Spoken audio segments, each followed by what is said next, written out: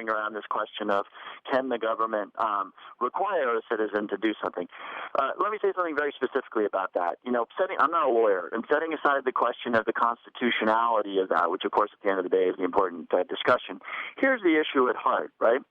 What if I'm a guy who's, doing just fine, I'm upper middle class, and I just choose not to have health insurance, and I decide that instead of spending whatever it is, let's just say $5,000 a year on health insurance, I'm going to go out and buy myself a boat. Well, and if I do that, what happens when I get hit by a bus, as people sometimes do, or get diagnosed with some terrible disease, I will be treated. Every one of us that gets hit by a bus gets taken to emergency room and gets treated. But I will be being paid for by other people who did the responsible thing and actually bought insurance. And this is the way our system works right now. If you choose not to have insurance, you still get dealt with in the emergency room, but those of us who make the responsible choice to buy insurance subsidize those people who make the less responsible choice. So that's just something to think about. But look, overall, we were talking about Medicare earlier. The real fix on Medicare is getting cost growth under control in the healthcare system. It's been going up, costs have been going up 15% a year, looking back as far as the eye can see. Many of the mechanisms that were in the healthcare bill are designed over time to slow the cost growth in the system. And people often accuse the healthcare bill of not going far enough, and that may be true. I don't know if it was as strong enough as strong as it should have been in cost control. Probably not. These are tough issues. People love cost control until it affects whatever it is that they're benefit they're drawing. But it was a first step. It had all kinds of mechanisms that should over time reduce the cost growth in the system and, amongst other things, make Medicare more long-term sustainable. You were mentioning about the constitutionality forcing somebody to buy insurance. Do you think there's an argument to be made that in the Constitution, because of the Commerce Clause, in America we cannot force someone to buy a product by insurance for that matter? Well, I think it's an interesting question, but and again, I'm not a constitutional lawyer, but the question related to the Commerce Clause is the decision that somebody takes not to purchase an insurance, does that have a very significant effect on interstate commerce? And on the one hand, look, I understand those people who say, wait a minute, the federal government has never required an individual to buy anything. States do, of course. States say if you want to drive, you have to buy car insurance. But it's true that the federal government has never done that. But, again, I take you back to the argument I just outlined for you. If somebody takes the choice not to buy health insurance and they can afford it, what they are saying, there's no ifs, ands, or buts about it. What they're saying is that when, forgive me, when something goes wrong, when I get hit by a bus, I want everybody else to pay for my coverage. Now, yes, there are rich people out there who are going to be able to pay the $50,000 bill to stitch you back together in the emergency room, but most people who would affirmatively decide not to buy health insurance when they can afford it are saying, I expect others or the system to pay for me when I wind up in an emergency room and I need $50,000 worth of care. And I think, setting aside the question of the courts, we got to ask ourselves, how do we feel about that? How do we feel about doing exactly what we're doing right now, which is each and every one of us paying $1,000 or $2,000 a year to subsidize those folks who show up in an emergency room without the coverage to pay for their care themselves? Yeah, I think these points are open to a great debate, but due to the short time, I'd like to move on to foreign affairs. Great. How do you think America should be involved in the establishment of stable democracy over the next few years in the Middle Eastern countries, specifically nations in post-revolution phase like Tunisia, Yemen, and Egypt? Yeah, that's definitely the question du jour, as we see a very ugly situation unfolding in Libya, very different than what we saw in Egypt, where you had a pretty peaceful stepping down of Mubarak. Look, this is an area for us to be clear on where our morals and our values are. And, I think the president was right in the way he articulated it first, which is we stand with people who seek an accountable and, self-determination kind of government.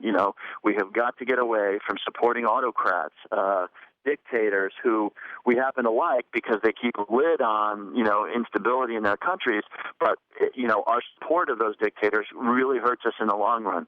So I think the president has done the right thing by saying we stand with the people of Egypt, we stand with the people of Tunisia. Now that we're into the Libyan question where, Gaddafi, who has lost all legitimacy, frankly, as a leader, is fighting back militarily. Now we're into some tricky questions, which is, for example, do we commit to a military intervention in Libya? A lot of people say establish a no-fly zone.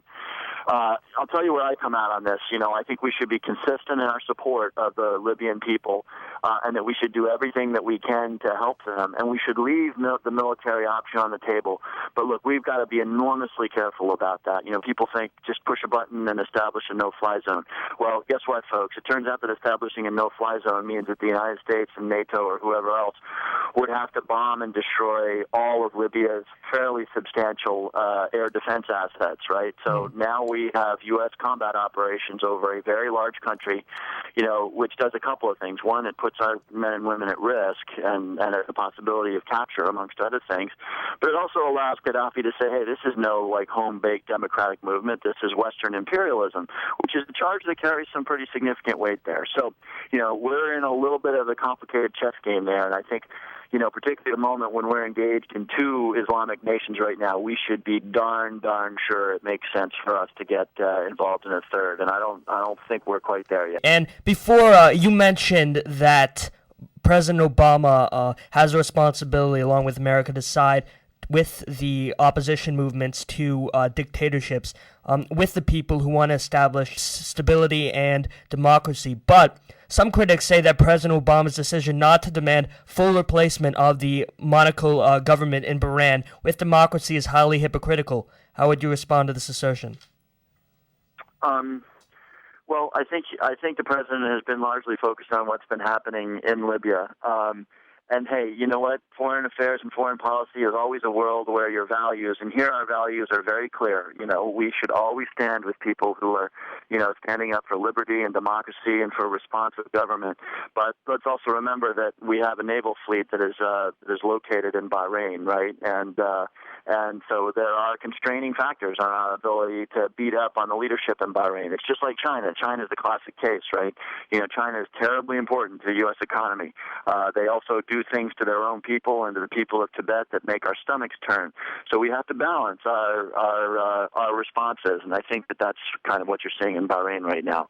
Fortunately, we don't have nearly that level of interest in Libya, and we can be a lot more clear-voiced about it. But the reality is, and this is why they call it the realist school of foreign policy, that sometimes what your ideals and your values would have you do have to be a little tempered by the facts on the ground.